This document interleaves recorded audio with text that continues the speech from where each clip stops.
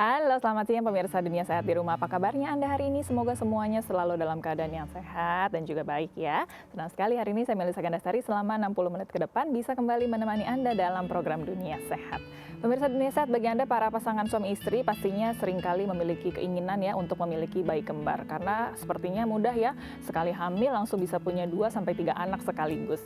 Nah, ini dikatakan ibu yang memiliki potensi bayi atau anak kembar, ini adalah orang yang memiliki faktor gen bayi kembar atau silsilah keluarganya pernah memiliki bayi kembar. Ada juga yang bilang nih kalau kita memperbanyak asupan asam folat juga bisa punya bayi kembar. Kira-kira benar atau tidak ya? Lalu apakah seseorang yang memiliki atau tidak memiliki genetik bayi kembar ini bisa tidak punya anak kembar? Nah, di episode Dunia Sehat kali ini kita akan bahas nih mengenai topik ini ya. Saya akan ajak Anda untuk mengenal mengenai kehamilan bayi kembar. Bagi Anda yang punya pertanyaan seputar topik kita hari ini, Anda bisa menghubungi kami di nomor telepon interaktif kami. Hubungi kami di 021 290 32644 atau bisa di-mention di Twitter kami di @daai_tv, nanti disertakan hashtagnya tagar Dunia Sehat. Nanti kita kenalan dengan dokter, kita ngobrol-ngobrol, tapi sebelumnya saya punya sekilas informasi berikut ini.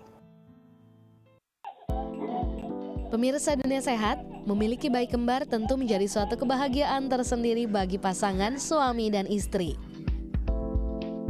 Kehamilan kembar terjadi pada satu sel telur yang dibuahi, kemudian dibagi menjadi 2 ataupun lebih embrio. Ada beberapa faktor yang menyebabkan kehamilan bayi kembar. Antara lain, faktor genetika, di mana seseorang yang memiliki keluarga dan hubungan sedara dapat melahirkan anak kembar, sehingga menyebabkan kemungkinan yang besar untuk mengalami hal tersebut. Selain itu, faktor usia, di mana 17% wanita dengan usia di atas 45 tahun akan lebih berpotensi memiliki bayi kembar. Hanya saja, kondisi ini harus dipertimbangkan mengingat pada wanita usia tersebut rentan memiliki risiko keguguran. Selain itu, konsumsi asupan yang tepat juga dapat mempengaruhi program bayi kembar. Iya, tadi sudah lihat ya sekilas sedikit informasinya. Hari ini saya mau mengajak Anda mengenal mengenai kehamilan bayi kembar. Mungkin bagi Anda yang sedang program hamil, ingin punya anak kembar ya, bisa dinilai nih kira-kira resikonya seperti apa, lalu apa saja yang harus diperhatikan jika Anda akan memiliki bayi kembar. Nah, bagi Anda yang punya pertanyaan seputar topik kita hari ini, Anda juga bisa menghubungi kami. Saya ingatkan sekali lagi nomornya di 021 290 32644 atau di-mention di Twitter kami di @daai_tv. Jangan lupa disertakan hashtagnya tagar Dunia Sehat. Kita langsung kenalan ya dengan dokter hari ini sudah hadir bersama dengan saya, Dr. Caroline Tirtajasa, SPOGK, spesialis kebidanan dan kandungan, konsultan fertility dan hormon reproduksi dari Omnipuloma. Halo, selamat siang dokter. Selamat siang. Apa kabarnya dok? Baik. Baik ya dok ya, baik. Hari ini kita mau bicara mengenai kehamilan bayi kembar nih dokter. Iya. Sebenarnya kehamilan bayi kembar ini bisa diprogram atau untung-untungan atau seperti apa sih sebenarnya dokter, boleh dijelaskan? Iya. Jadi sebetulnya tidak ada istilah program bayi kembar, itu tidak ada. Adanya program fertility, yaitu sebuah program untuk membantu pasangan-pasangan infertilitas atau yang sulit hamil menjadi hamil. Jadi sebetulnya bayi kembar ini dampak dari program fertility ini. Jadi kalau sel telurnya banyak, ya banyak juga yang terbuahi oleh sperma, ya bisa saja terjadi bayi kembar gitu. Tapi kembar itu tidak menjadi sebuah tujuan dari fertility program. Kita maunya ibu hamil gitu. Masalah kembar atau tidak urusan belakangan. Jadi bisa iya bisa enggak, tergantung nanti dari sel telur yang terbuahi dan usia ibu tentunya. Oke, jadi nggak bisa ya request ke dokter sebenarnya pengen program bayi kembar dok gitu, nggak bisa langsung minta kembar ya dok ya. Oke. Ada program fertility, program hamil, membuat hamil. Berarti jadi kembar ini adalah dampaknya nanti dari, kemudian betul. Bisa jadi kembar, bisa juga enggak kemudiannya. Berarti kalau yang bisa kembar nih ada faktor-faktornya dong ya. Betul. Apa aja tuh dokter faktornya? Jadi yang pertama usia, karena semakin muda usia sel telur juga semakin banyak. Ya semakin banyak sel telur, tentunya resiko untuk jadi kembar juga semakin besar. Karena semakin banyak yang dibuahi oleh sperma tentunya. Ya. Kemudian juga kalau dia ada faktor genetik, ya genetik kembar ya dari ibunya, itu juga bisa mempermudah seseorang juga hamil kembar. Oke, berarti dua faktor yang paling besar tadi dari jumlah sel telurnya, berarti dari usianya, usia dan atau jumlah dari sel telur dan genetiknya. Faktor genetik gitu. Genetiknya itu dari ibunya atau dari ayahnya juga bisa? Dari dua-duanya bisa, tapi terutama dari silsilah ibu. Oke, itu ada katanya kalau kakeknya yang kembar, abis itu baru cucunya yang kembar, itu gimana sih dok? Bisa aja, bisa. Karena kan ada persentasenya ya, dia akan diturunkan berapa persen ke anak, berapa persen ke cucu, bisa aja. Oke, jadi memang bervariasi tergantung dari berapa persennya itu Ya, nggak ada yang betul. tahu ya dokter ya? Enggak, itu tergantung dari interaksi antara faktor genetik saat terjadi pembuahan. Itu sangat-sangat complicated. Oke, jadi nggak Iya. bisa ya kita perhitungkan kalkulasi pokoknya bisa jadi kembar nih. Tidak belum bisa tentu secara ya. persis memang. Oke, baik. Nah dokter tadi kan sebutkan ini ada hubungannya dengan jumlah sel telurnya ya, dokter ya. Betul. Ini usia berapa sih yang jumlah sel telurnya lagi banyak bisa jadi Prinsipnya tadi? semakin muda, semakin banyak sel telur. Ya, kesuburan seorang perempuan itu rata-rata sudah mulai menurun grafiknya di atas usia 35 tahun. Jadi deadline-nya 35 tahun. Ya, kalau bisa untuk program-program hamil, terutama kalau mau bayi kembar, ya lakukanlah program itu sebelum usia 35 tahun. Itu kans untuk kembar lebih banyak daripada setelah 35 tahun. Justru kalau di atas 35 tahun Sudah lebih karena susah. sel telurnya lebih sedikit Iya. jadi lebih susah. Betul. Walaupun ada genetiknya dia tetap bisa kembar nggak dokter walaupun sudah tua? Bisa aja, tetapi kemungkinannya lebih kecil lagi dari yang dia masih muda. Iya. Jadi kalau memang program fertilisasi, kalau pengen kembar lebih mudah lah diprogramkannya begitu ya dok Iya, ya. betul. Jadi lebih baik lagi nantinya. Iya. Nah ini kan kembar ada macam-macam ya dokter ya. Ada yang kembar genetik, ada yang kembar nggak genetik gitu. Gimana boleh dijelasin nggak dokter? Ada macam-macamnya apa Lebih aja sih? tepatnya mungkin kembar satu telur atau kembar dua telur mungkin ya. Kalau kembar satu telur berarti kehamilan kembar ini berasal dari satu sel telur yang sama, ya. Nah itu biasanya jadinya kembar identik. Biasanya juga sama jenis kelaminnya, bayinya, ya. Ada juga kembar dua telur. Kalau kembar dua telur jenis kelamin bisa sama bisa enggak, ya. Tapi tidak selalu sama persis kalau penampilan bayinya Fisiknya nanti. ya? Ya bisa juga satu laki satu perempuan, atau ya bisa juga sama-sama laki-laki sama-sama perempuan tapi agak berbeda, tidak persis identik. Iya. Itu yang menentukan apa nanti kita bahas lagi ya dok ya. Iya. Kita harus jeda sebentar. Baik pemirsa, tadi kita sudah bahas sedikit ya mengenai kehamilan bayi kembar ini. Bagi Anda yang punya pertanyaan seputar topik kita hari ini, sekali lagi saya ingatkan bisa ya menghubungi kami di 021 290 32644 atau di mention di Twitter kami di @daai_tv sertakan hashtagnya tagar dunia sehat. Kita masih akan kembali, jangan kemana-mana, tetap di Dunia Sehat.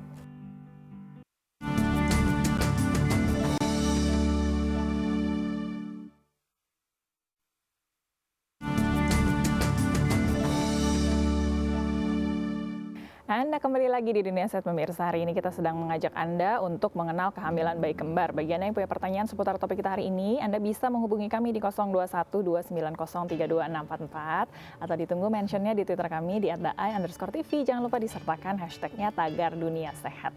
Kita lanjut lagi ya ngobrol dengan Dr. Caroline Tirtajasa, SPOGK, spesialis kebidanan dan kandungan, konsultan fertility dan hormon reproduksi dari Omni Hospital.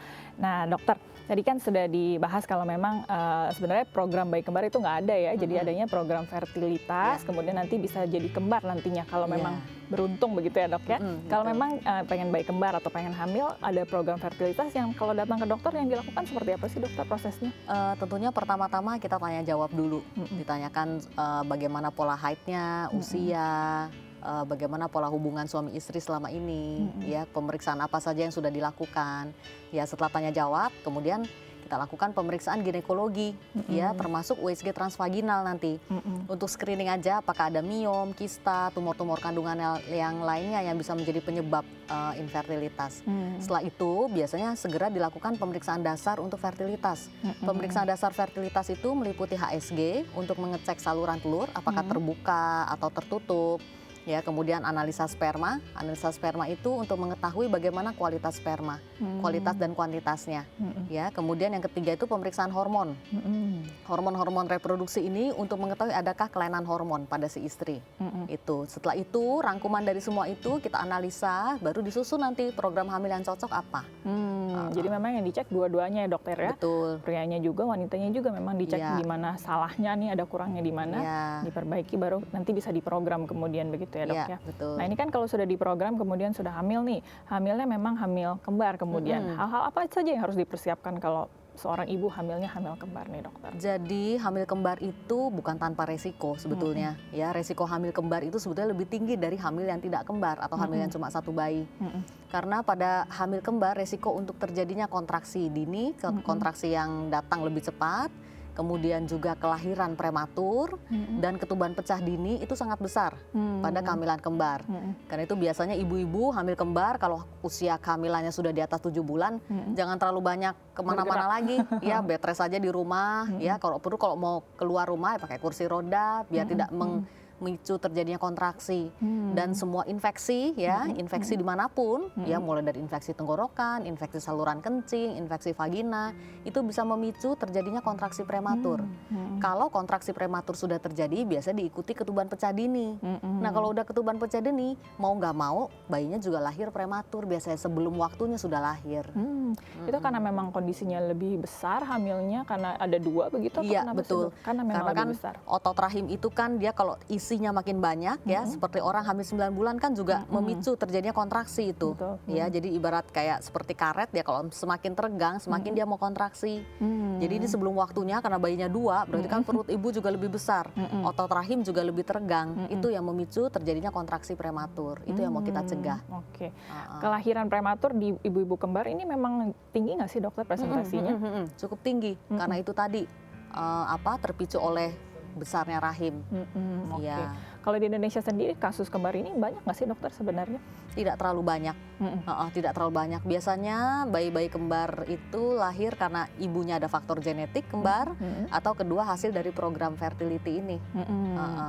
Kalau bayi tabung itu katanya juga bisa meningkatkan presentase bayi kembar ya Bisa. dokter ya, betul ya? Jadi program hamil itu kan ada 2, kita ada bayi tabung, ada juga inseminasi. Ya, dua-duanya bisa menghasilkan bayi kembar. Karena sel telur itu dipicu untuk besar lebih banyak. Ya, secara alami sel telur kalau tidak dipicu itu hanya 1 yang besar di setiap puncak masa subur. Tetapi dalam semua program fertility, baik itu inseminasi atau bayi tabung, kita berikan obat-obat untuk memicu agar sel telur yang besar juga semakin banyak. Ya, kalau sel telur yang besar semakin banyak berarti hamil atau bayi yang terbentuk juga bisa lebih dari 1. Maka dari itu jadi bisa kemungkinan kembarnya juga jadi lebih tinggi ya dokter ya. Betul. Nah kalau tadi dokter bilang ada usia yang juga jadi beresiko kalau kita hamil kembar ya dokter ya. Itu di usia berapa sih dokter yang sudah mulai beresiko? Jadi resiko atau tidak itu tergantung dari selain dari usia ibu, ya tergantung juga dari berapa banyak kembarnya, ya. Jadi ada kembar 2, ada kembar 3, ya. Pernah dilaporkan juga ada kembar 7 bahkan, ya. Jadi semakin banyak kembarnya, itu resiko untuk terjadinya kelahiran prematur juga semakin besar. Karena makin besar juga pada akhirnya ya. Betul. Kalau ada yang bisa sampai hamil kembarnya banyak sekali, itu kenapa sih dokter sebenarnya? Karena sel telurnya juga banyak yang Sel telurnya terbuahi juga oleh banyak. spermanya. Jadi memang memungkinkan bisa jadi kembarnya sampai 7 sampai 8 itu Iya, memang bisa. bisa memungkinkan ya dok ya. Karena memang dari sel telur ya pada akhirnya yang berpengaruh tadi itu dokter ya. Oke baik. Nah kalau di dunia kesehatan sendiri berarti kan kalau yang paling ideal berarti kalau kita mau hamil kembar rentang usianya berapa tuh dokter? Yang ideal jadi tadi sekali lagi semakin muda semakin besar resiko untuk mendapat hamil kembar. Ya, kalau untuk usia kita tidak ada batasannya. Berapapun usia ibu kalau memang dapatnya hamil kembar ya sudah kita jalani. Tapi ya kalau bisa jangan lewat dari usia 35 tahun kalau mau hamil kembar. Karena tadi lebih Ya, banyak karena akan resikonya mempersulit kans untuk dapat hamil kembarnya. Kalau usia sudah semakin tua gitu ya, semakin bertambah. Kalau kita hamil kembar tuh dari pemeriksaan pertama kali sudah diketahui hamil kembar ya dok ya? Sudah, biasanya dari usia hamil 6 minggu sudah kelihatan kantong hamil, 5 jalan 6 minggu itu sudah terlihat jumlah kantong hamil di dalam rahim dengan USG transvaginal. Jadi memang langsung ketahuan ya, persiapannya juga pasti langsung berbeda ya dokter ya? Iya. Oke, biasanya kalau dia sudah hamil kembar begitu, kalau dia mau melahirkannya secara normal atau secara sesar itu bisa langsung ditentukan dari awal juga atau seperti apa tuh dokter? Tidak bisa. Jadi biasanya lahir normal atau lahir sesar itu ditentukan saat 37 minggu usia kehamilan. Ya, atau ada faktor-faktor yang sudah diketahui sebelumnya, misalnya plasenta letak rendah atau plasenta previa, ya. Itu biasanya kita langsung rencanakan untuk sesar yang elektif, ya, sudah direncanakan. Tetapi kalau semuanya normal-normal saja, misalnya dua-duanya juga presentasinya kepala, posisi kepala di bawah, ya, dan satu kepala sudah masuk, ya kita lahir normal juga bisa. Jadi memang sama seperti hamil biasa ya, nanti di usia 37 minggu baru bisa ditentukan. Nah tadi kan dokter sudah bicara mengenai persiapannya tadi, kalau sudah besar begitu ya, jangan sampai kontraksi duluan begitu. Kalau persiapan-persiapan selama kehamilannya dokter, misalnya asupan makannya harus lebih banyak atau seperti apa sih kalau hamil kembar, dok? Kalau hamil, persiapan nutrisi selama hamil ya, pada hamil kembar maupun hamil yang satu sama saja. Sama aja. Sama. Jadi prinsip ya makan makanan sehat. Ya, konsumsi asam folat, serat, buah, vitamin-vitamin yang lain ya itu seperti biasa. Sama aja jadinya ya, Iya, nggak, sama karena aja. 2 jadi makannya 2 kali lipat nggak usah ya. Enggak. Oke, baik. Nanti ngobrol lagi ya dokter, kita harus Ya. jeda kembali. Dan bagi Anda yang punya pertanyaan seputar topik kita hari ini, saya ingatkan lagi nomor telepon interaktif kami masih bisa menghubungi kami di 021 290 32644 atau ditunggu mentionnya di Twitter kami di @ai_tv, sertakan hashtagnya Tagar Dunia Sehat. Sebelum jeda saya punya info sehat untuk Anda, jenis makanan ibu hamil pada trimester pertama. Ini dia. Pemirsa Dunia Sehat, makanan menjadi salah satu penunjang tumbuh kembang dan kesehatan janin dalam kandungan. Dan berikut ini makanan berkualitas untuk ibu hamil trimester pertama. Buah-buahan berperan penting untuk menjaga daya tahan tubuh ibu hamil agar terhindar dari berbagai penyakit. Dengan konsumsi buah juga dapat mengurangi gejala morning sickness pada hamil muda. Buah yang sangat baik dikonsumsi antara lain jeruk, apel, stroberi, alpukat, jambu, mangga, kurma, buah naga, melon, dan juga tomat. Sayuran, sumber mineral utama yang dibutuhkan oleh ibu dan janin serta mengandung beberapa unsur vitamin. Di dalam sayuran juga terdapat zat besi, terutama pada sayuran yang berwarna hijau, yang sangat penting bagi pembentukan sel darah merah, sehingga ibu hamil terhindar dari kurang darah atau anemia. Sayuran yang dianjurkan untuk ibu hamil trimester pertama antara lain yaitu bayam, brokoli, wortel, kangkung, daun singkong, sawi, seledri, daun katuk, kacang panjang, kentang, lobak, dan labu siam. Kacang-kacangan merupakan sumber protein nabati dan mineral sehingga cocok digunakan sebagai makanan untuk ibu hamil trimester pertama. Kacang-kacangan memiliki banyak kandungan mineral, diantaranya yaitu asam folat yang berguna bagi perkembangan sistem syaraf pada otak janin. Selain itu, kandungan kalsiumnya juga sangat penting bagi pertumbuhan tulang janin serta memperkuat tulang sang ibu. Jenis kacang-kacangan yang dianjurkan dikonsumsi oleh ibu hamil trimester pertama antara lain yaitu kacang hijau, kacang merah, kacang kedelai, kacang mete, kacang tanah, kacang almond, dan kacang kenari. Susu. Kandungan nutrisi yang terdapat dalam susu antara lain karbohidrat, protein, lemak, aneka vitamin, dan berbagai mineral penting. Oleh karena itu, pilihlah susu yang direkomendasikan khusus untuk ibu hamil dan yang sesuai dengan selera ibu hamil. Air. Ibu hamil muda sebaiknya mengkonsumsi banyak air putih agar memperlancar proses metabolisme tubuh, memperlancar pencernaan, dan meningkatkan daya tahan tubuh. Pada waktu hamil sebaiknya hindari minuman bersoda, minuman es, minuman yang mengandung kafein, apalagi minuman yang mengandung alkohol.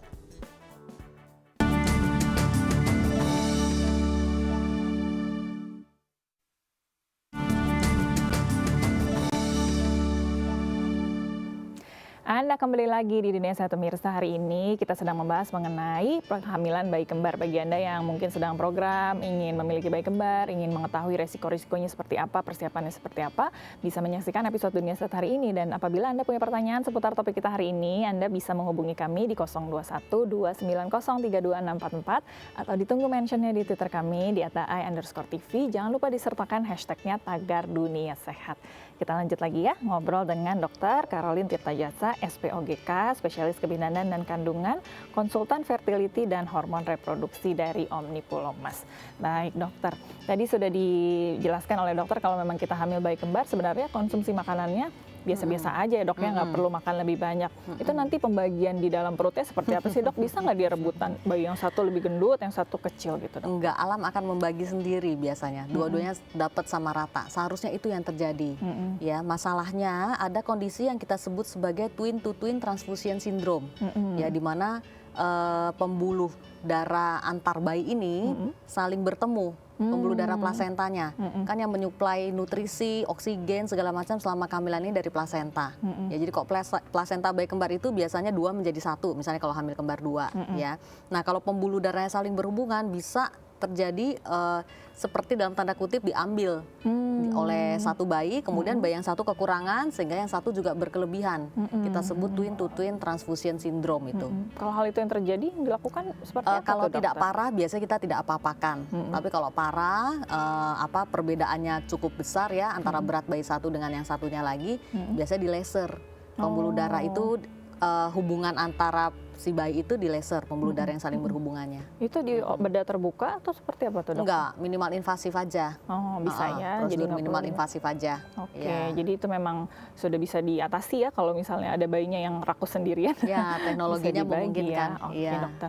Nah, kalau tadi bayi kembar ini kan ada juga kadang-kadang kematian janin dalam kandungan juga bisa terjadi ya, dok ya. Kalau kembar bisa. memungkinkan nggak ada yang salah satunya meninggal atau seperti apa tuh, dokter? Bisa saja.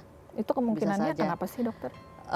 Banyak faktor, antara lain yang tadi twin to twin transfusion syndrome, di mana satu bayi yang kecil ini tidak tahan ya kondisinya, biasa dia meninggal.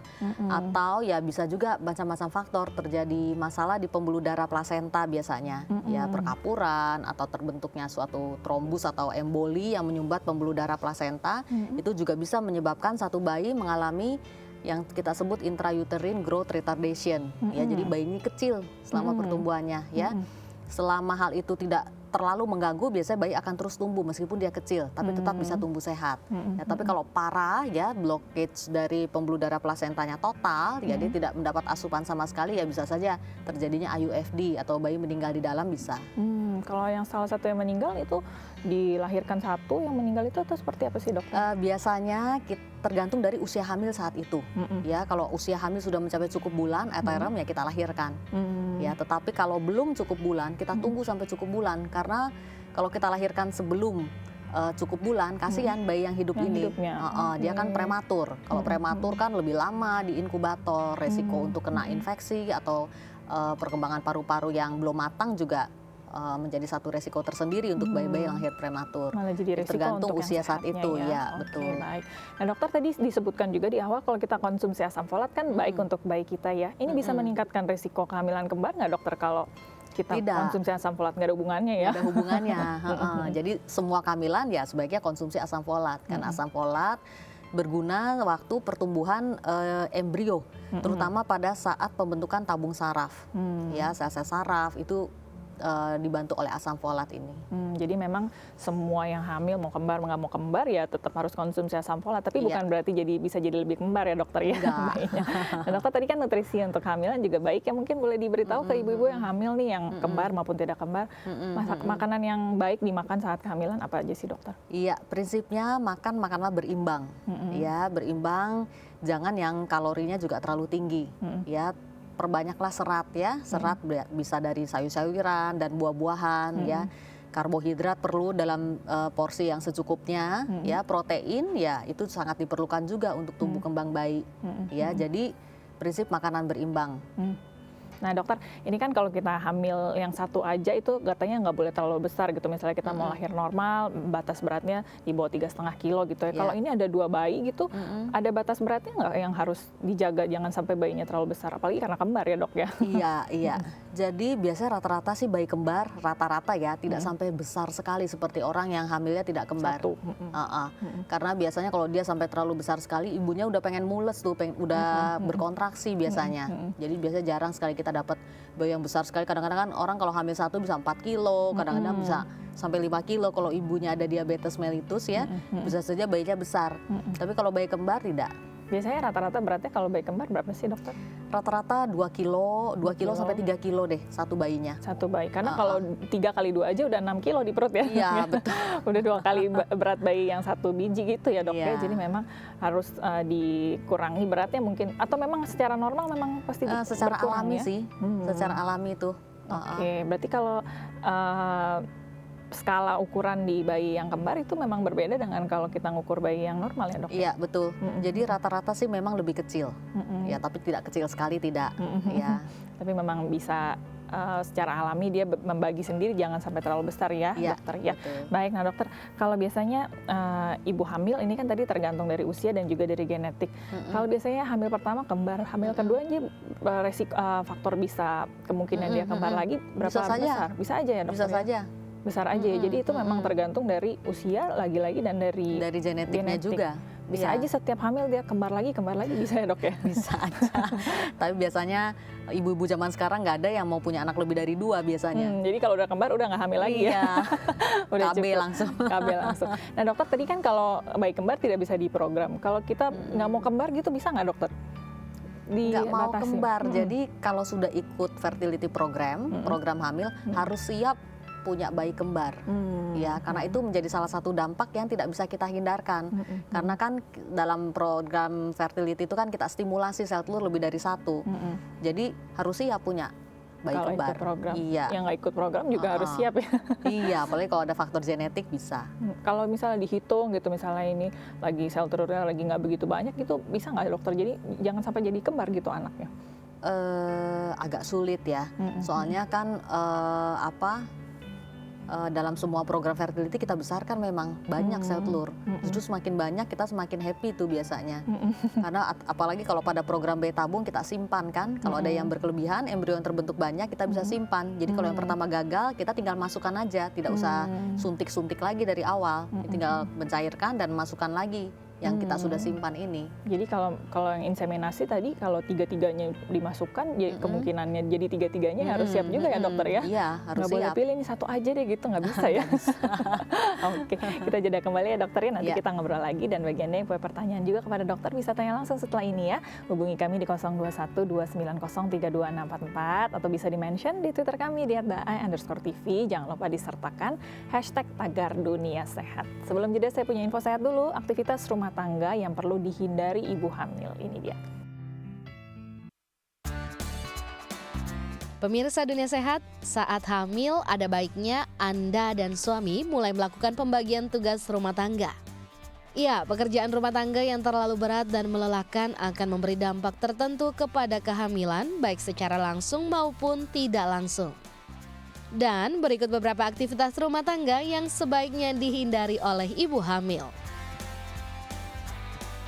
Mengangkat benda terlalu berat. Mengangkat segala jenis barang berat seperti misalnya ember yang berisi penuh air merupakan salah satu aktivitas rumah tangga yang harus dihindari wanita hamil. Khususnya jika wanita tersebut memiliki kondisi medis seperti plasenta previa.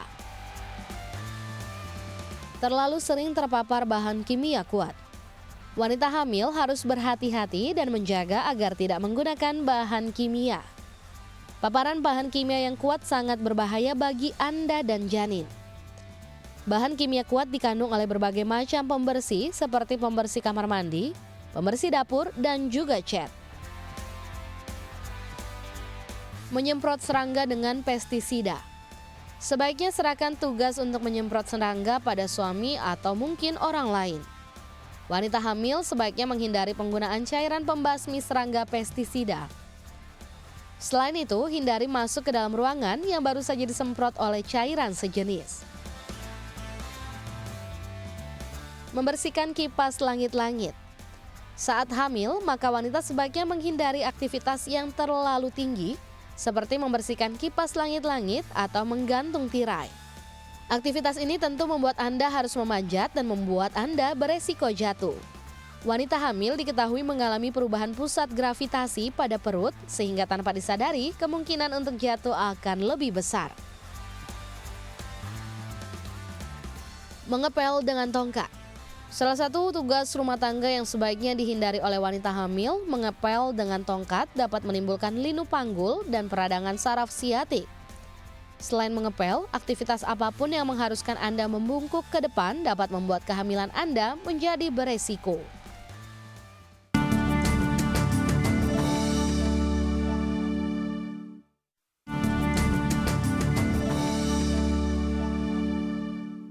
Terima kasih Anda masih bersama dengan kami di Dunia Sehat. Hari ini kita sedang mengajak Anda untuk mengenal kehamilan bayi kembar. Bagi Anda yang punya pertanyaan seputar topik kita hari ini, Anda bisa menghubungi kami di 0212903244 atau ditunggu mentionnya di Twitter kami di @daai_tv sertakan hashtagnya tagar Dunia Sehat. Kita lanjut lagi ya ngobrol dengan Dr. Caroline Tirtajasa, SPOGK, spesialis kebidanan dan kandungan, konsultan fertility dan hormon reproduksi dari Omnipulomas. Nah dokter, kalau bayi kembar ini kan tidak bisa diprogram. Kalau kita mau program jenis kelamin anaknya, ini bisa nggak dokter dipilih? Jadi untuk memilih jenis kelamin memang agak sulit ya, kecuali sperma dipilih. Yang menentukan bayi laki atau bayi perempuan itu sebetulnya sperma, ya bukan sel telur. Ya, jadi para suami ini yang menentukan jenis kelamin bayinya sebetulnya, tergantung sperma apa yang membuahi si sel telur. Ya, karena ada 2 sperma kan, sperma laki-laki dan sperma perempuan. Ya, tergantung dari sana. Jadi kalau memang si suami ini sperma laki-lakinya lebih banyak daripada sperma yang perempuan ya, cenderung dapatnya anak laki-laki terus, ya. Dan pada program hamil, kalaupun kita cuci, kita pilih spermanya, dapatnya juga cuma sedikit, iya. Karena Jadi memang dari produksinya ya. iya betul. Jadi tergantung biasanya kita cek dulu, diperiksa dulu banyak laki apa banyak perempuan spermanya. Jadi bisa kita menghitung angka keberhasilan program pemilihan jenis kelamin.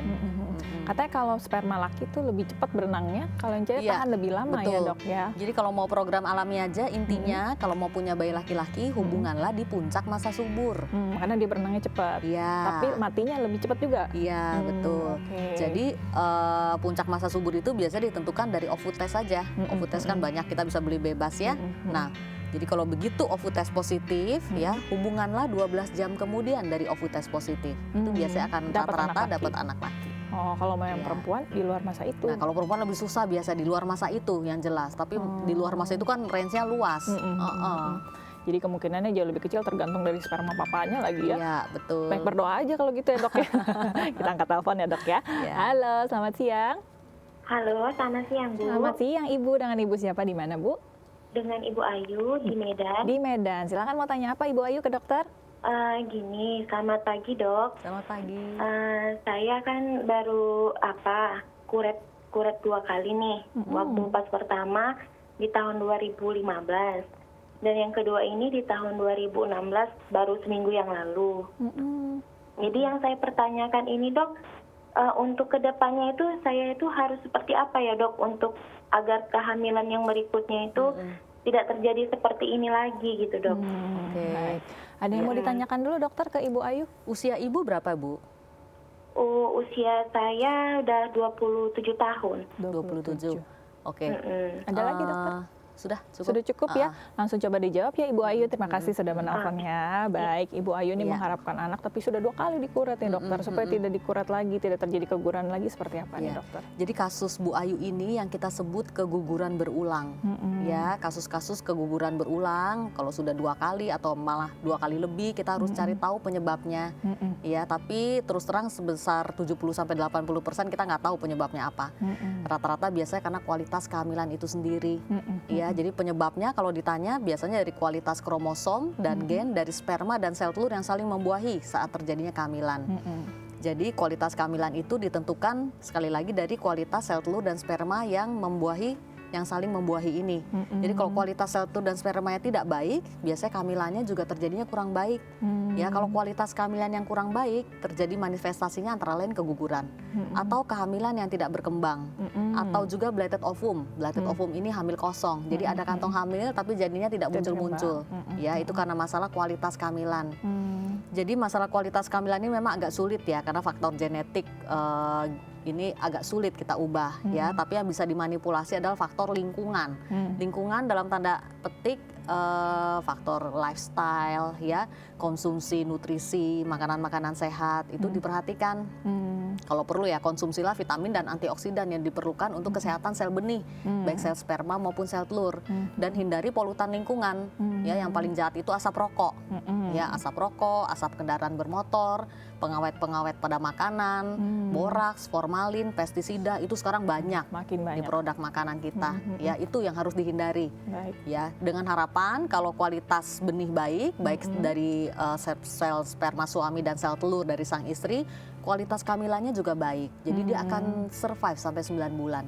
Oke, baik Ibu Ayu, berarti sebelum mencoba hamil kembali, program kehamilannya bisa dijaga dulu pola hidupnya tadi ya dokter ya, Ya. dan juga asupan makanannya supaya sehat dulu nih ya, jadi nanti benih-benihnya juga sehat, semoga nanti kehamilannya juga bisa bertahan kemudian ya dokter ya.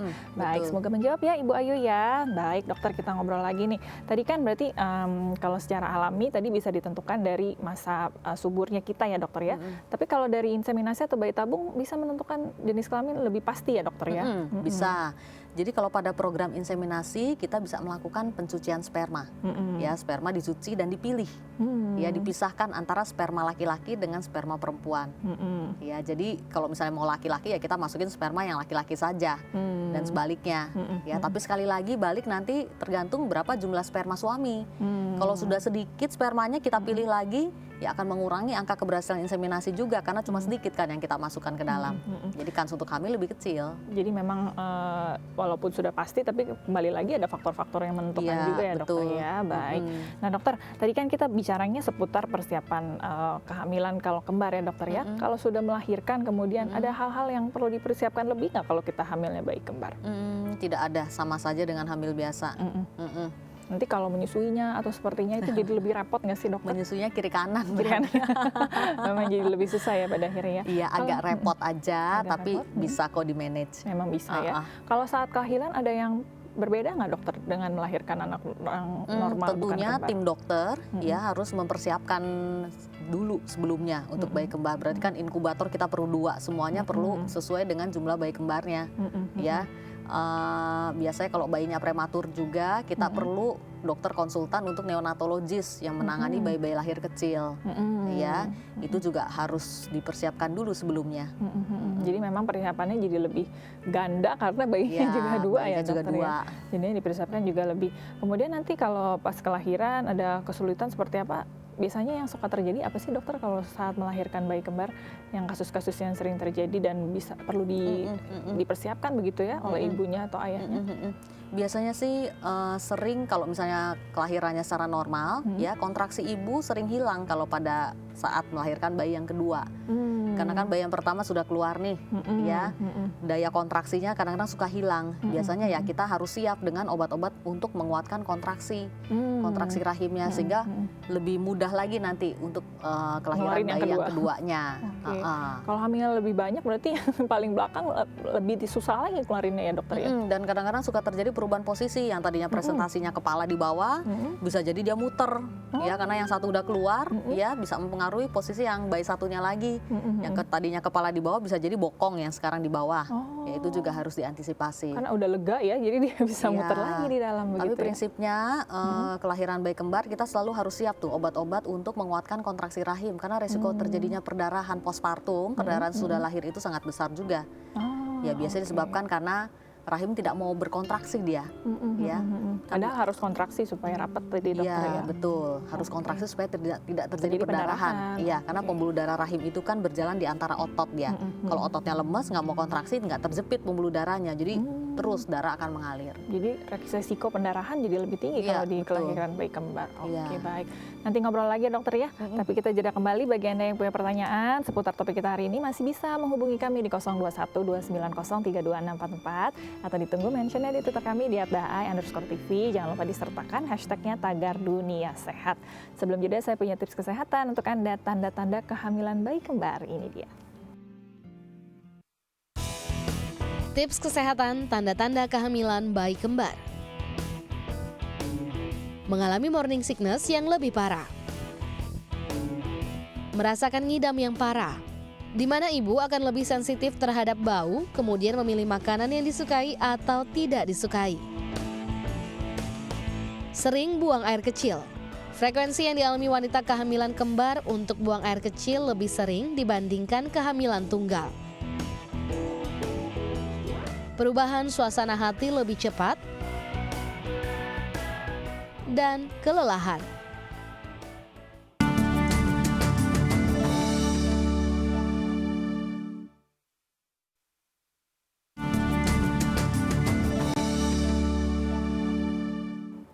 Anda kembali lagi di Dunia Satu Mirsa. Hari ini kita sedang mengajak Anda untuk mengenal masalah kehamilan bayi kembar. Bagi Anda mungkin yang sedang hamil bayi kembar atau mungkin sedang ingin bayi kembar ya, ingin tahu resiko-risikonya seperti apa, plus minusnya seperti apa, bisa menyaksikan lagi. Dan apabila Anda punya pertanyaan seputar topik kita hari ini, masih bisa menghubungi kami di 0212903244 atau ditunggu mentionnya di Twitter kami di @dai_tv. Jangan lupa disertakan hashtagnya tagar Dunia Sehat. Baik, kita lanjut lagi ya ngobrol dengan Dr. Caroline Tirtajasa SPOGK, spesialis kebidanan dan kandungan, konsultan fertility dan hormon reproduksi dari Omnipulom Mas. Nah dokter, kalau kita lagi USG pengen ngelihat jenis kelamin bayi kita, kalau yang satu aja kan lebih mudah nih dokter ya. Kadang aja itu sulit karena ketutupan. Kalau yang kembar ini jadi lebih sulit lagi nggak dok, saling nutupin gitu? Biasanya rata-rata kita melihat jenis kelamin itu mulai dari usia hamil 16 minggu ke atas. Ya rata-rata sih baru kelihatan usia hamil 20 minggu paling cepatnya. Ya. Waktu hamil 20 minggu itu biasanya belum terlalu crowded di dalam. Ya, jadi masih kecil. Jadi biasanya sih tidak terlalu sulit juga, bisa. Masih bisa dideteksi ya dokter ya. Yeah. Kalau periksa organ-organnya nanti kalau udah lebih besar kan lebih sulit nggak dokter karena padat begitu di dalam? Enggak juga sih, kalau hamil 5 bulan itu kan biasanya rata-rata masih tidak terlalu padat ya. Jadi kita bisa screening satu persatu bisa. Masih bisa ya. Yeah. Dokter, kalau posisi bayi kembar itu dia kepala sama kepala atau satunya ke bawah satunya ke atas? Macam-macam. Macam-macam Iya. ya.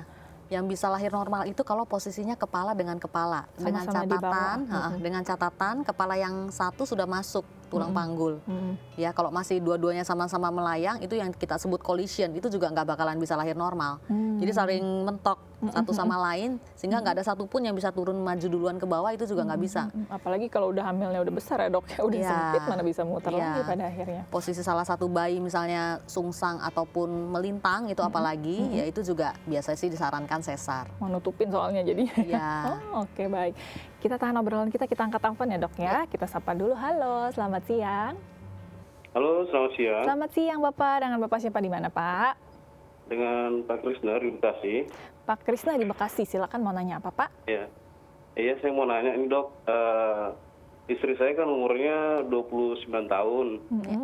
Nah, kemudian dia ada mempunyai masalah di kayak seperti miom gitu dari hasil lab test gitu kan. Nah, kemudian kita kan pernah cek di lab, terus cek seperti cek sperma gitu. Nah, saya kan normazospermia gitu dok kan. Nah, kemudian dokter bilang menyarankan untuk normal dulu dok kan. Tapi kita udah 1,5 tahun nih belum ada gitu. Kalau misalnya kita mau melakukan insem gitu, apakah itu berpengaruh gitu? Bisa berapa persen kan untuk keberhasilannya begitu, dok? Oke, baik. Ada yang mau ditanyakan dulu dokter? Enggak, Cukup ya. Baik, coba langsung dijawab ya. Terima kasih. Baik, ini banyak pasangan juga mungkin yang memiliki masalah yang sama ya dokter ya. Kalau ada miom seperti ini, kalau inseminasi jauh lebih berhasil nggak tingkat keberhasilannya? Jadi untuk yang pertamanya kita harus tahu dulu secara persis ukurannya dan posisi si miomnya ini bagaimana, ya. Jadi kalau miom-miom yang tumbuhnya ke dalam, ke arah dinding dalam rahim dan mengganggu kontur dinding dalam rahim itu harus diangkat dulu sebelum program hamil, karena akan makin mengurangi keberhasilan program hamil. Inseminasi itu keberhasilannya cuma 10% di saat semuanya baik. Oh, iya, jadi kalau ada miom yang mengganggu dinding dalam rahim lebih kecil lagi dari 10%. Iya, jadi kalau ada miom, kita evaluasi dulu miomnya mengganggu atau tidak nih. Ya, kalau mengganggu di dalam rahim kita angkat dulu sebaiknya. Tapi kalau tidak, ya silakan teruskan program hamil. Inseminasi juga bisa Kalau ya? untuk inseminasi, yang jelas harus dilakukan dulu pemeriksaan HSG. Ya, HSG itu untuk lihat saluran telurnya bagaimana. Kalau ada sumbatan nggak bisa juga kan inseminasi. Apalagi kalau tersumbat dua-duanya. Ya. Kemudian kalau tadi sperma Bapak dikatakan normozoo, ya berarti normal sperma. Ya, hormon-hormon kalau misalnya ada kelainan hormon seperti prolaktin tinggi atau pada kasus-kasus PCO atau polycystic ovary, itu juga hormon-hormon yang mengalami kelainan kita harus normalkan dulu. Karena bisa mengganggu kehamilannya ya dokter ya. Karena akan mempersulit besarnya sel telur. Kita stimulasi tapi sel telur kecil terus. Ya, itu yang harus dikoreksi dulu sebelumnya. Berarti memang harus diperiksa semuanya, Ya, jangan sampai betul. ada faktor-faktor lain yang walaupun udah hamil nanti malah jadi guguran, Ya. atau tidak bisa berkembang pada akhirnya dok ya. Betul. Oke, baik, sungguh menjawab ya Bapak ya. Kita angkat satu telepon lagi dok ya. Halo, selamat siang. Halo, Halo, selamat siang Ibu. Dengan Ibu siapa di mana Bu? selamat siang dengan Ibu Diana Ibu Diana di mana? di Tangerang. Di Tangerang. Mau tanya apa Ibu Diana? Nah, yang ingin saya tanyakan, saya sudah umur 37 tahun. Apakah saya masih bisa hamil dan memiliki anak laki-laki, sementara saya sendiri sudah punya anak 3 perempuan? Oke, baik. Ada yang mau ditanyakan, Dok? Sudah cukup. Cukup ya? Langsung coba Iya. dijawab Terima ya, kasih, Ibu Diana. Dok. Terima Iya. kasih. Selamat Baik. siang. Boleh langsung dijawab nih, Dokter? Masih Iya. bisa nggak? Tadi mungkin dari ayahnya ya. Sperma perempuan yang mungkin yang banyak nih, Dokter. Iya. Anaknya 3 Jadi cewek. prinsipnya wanita itu selama dia masih menstruator ya, kemungkinan untuk hamil ya bisa aja. Ya, ada suami, belum menopause, ya rahim juga tidak ada apa-apa ya bisa saja hamil. Ya, jadi meskipun umur sudah 37 tahun ya bisa saja hamil. Ya, tapi tadi ibunya kan maunya bayi laki-laki. Balik lagi tergantung dari sperma suaminya. Ya, banyak sperma laki atau sperma perempuan. Tadi katanya anaknya kan semua tiga-tiganya perempuan. Mungkin kalau dicek sperma suaminya juga kebanyakan sperma perempuan, makanya dapat anak perempuan terus. Ya. Nah, kalau mau meningkatkan tahu keberhasilan berarti bisa apa nih tipsnya, Dokter? ya, kalau mau tahu lebih persis ya harus dicek dulu sperma, komposisi sperma, sperma XY kan kita bilangnya ya. Jadi komposisi spermanya bagaimana supaya kita bisa hitung-hitungan angka keberhasilan ya. Kalau misalnya nanti masih mencukupi spermanya banyak, masih bisa dipilih sperma laki-lakinya saja, kita bisa lakukan inseminasi. Oke, Ya. baik. Berarti dicek lagi ya Ibu ya, semoga masih banyak sperma laki-lakinya bisa ada ya. Masih cukup. Masih cukup, Ya. jadi bisa diharapkan bisa dapat keturunan yang laki-laki ya Ibu Diana ya. Baik, Dokter terakhir ada tips secara singkat nih mengenai kehamilan bayi kembar untuk pemirsa Dunia Sehat di rumah. Jadi terutama untuk pasangan-pasangan yang baru menikah ya, kalau misalnya sudah berhubungan, sudah menikah 1 tahun, berhubungan teratur tanpa alat KB dan belum juga hamil, ya silakan periksakan diri. Ya, silakan periksakan diri Anda ke dokter ahli, ya dicari tahu penyebabnya. Jangan lupa batas kesuburan wanita itu kalau secara statistik itu sampai usia 35 tahun saja, ya. Di atas usia 35 tahun, grafik kesuburan seorang perempuan itu sudah mulai turun. Jadi kalau ingin hamil, melahirkan, program hamil, usahakan dilakukan sebelum usia 35 tahun, karena itu angka keberhasilannya masih lebih tinggi. Ya. Baik. Kalau yang masalah bayi kembar, Dokter, ada tips Kalau untuk sedikit? bayi kembar, yang penting dijaga jangan sampai resiko itu terjadi, resiko kehamilan kembar yang tadi. Seperti kelahiran prematur, kontraksi prematur, atau ketuban pecah dini, itu harus dijaga. Ya, jadi ya kalau di atas usia 7 bulan jangan terlalu capek, yang jelas ya. Dan semua infeksi harus diobati. Ya, jadi harus waspada tuh kalau ada keputihan, sakit gigi, ya atau infeksi vagina, infeksi saluran kencing, itu semua harus diatasi karena semua infeksi bisa memicu kontraksi prematur. Baik, terima kasih Dokter ya sudah hadir ya. Sama-sama. Tadi kita dapat informasi baru, kapan-kapan kita undang lagi Dokter, boleh ya? Iya, boleh, Kita ngobrol silakan. lagi di topik lainnya. Baik, terima kasih juga bagi pemirsa Dunia Sehat yang sudah menyaksikan hari ini ya. Tadi sudah diberitakan oleh dokter bahwa bayi kembar ini bukan program ya, tapi Anda bisa program kehamilan. Nanti kalau bayi kembar memang ditentukan dari faktor-faktor tadi, dari genetik dan juga dari usia Anda. Jadi kalau masih usianya masih masa subur, mau punya anak, langsung ya supaya bisa mendapatkan keturunan. Dan bagi Anda yang juga sudah menelpon, terima kasih banyak. Anda bisa mengirimkan kritik dan saran juga kepada kami. Caranya SMS di 08898105.000 atau di Twitter kami @dai_tv, sertakan hashtagnya tagar Dunia Sehat, atau bergabung di Facebook kami di Dunia Sehat Dai TV. Akhir kata, saya Melisa Gandasari pamit undur diri. Terima kasih atas kebersamaan Anda. Sampai jumpa dan salam sehat.